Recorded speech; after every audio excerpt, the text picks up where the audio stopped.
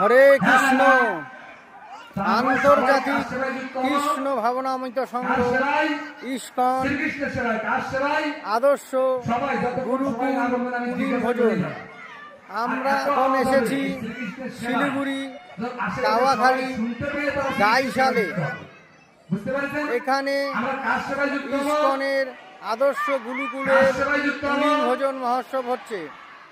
আপনারা সবাই দর্শন করুন এবং শ্রবণ করুন। হরে কৃষ্ণ।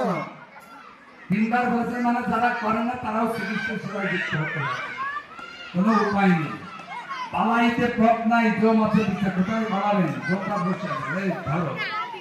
তো সেই জন্য আমরা সবাই শ্রীকৃষ্ণের সেবায় যুক্ত হব। কেন? শ্রীকৃষ্ণের সাথে আমাদের কি সম্বন্ধ? কৃষ্ণ হচ্ছেন প্রভু, আমরা তার সেবক, সার্ভেন্ট, দাস। দাসের কর্তব্য হচ্ছে প্রভুর সেবা করা। কিভাবে সেবা করব? তা ভগবানকে লাভ করার জন্য কৃষ্ণ 4টে পন্থা আমাদেরকে দিয়েছেন। যদি বলতেন আপনারা দেবদেবীর কথা শোনেননি?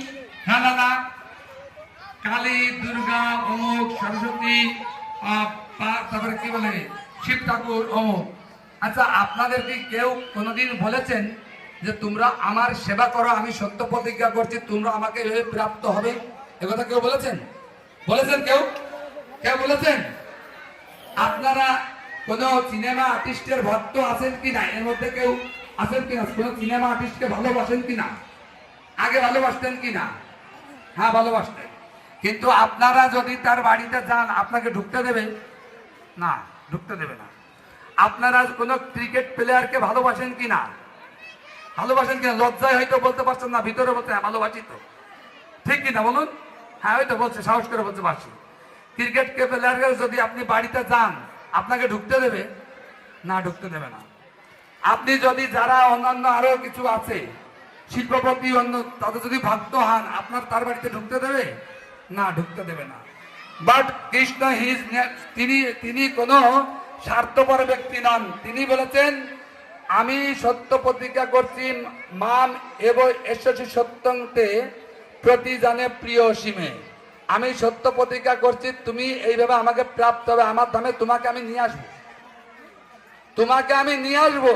প্রমাণ কি আছে? প্রমাণ কোথায় আছে যে নিয়ে আসবে কৃষ্ণ? কোথায় প্রমাণ আছে? চলুন প্রমাণ, চলুন চলুন দ্বারকায় যাবেন। এখন দ্বারকায় যাবেন? চলুন সবাই দ্বারকায় যাব। দ্বারকায় চলুন। দ্বারকায় যখন কৃষ্ণ ছিলেন রাজপ্রাসাদে, কোথায় ছিলেন? রাজপ্রাসাদে ছিলেন।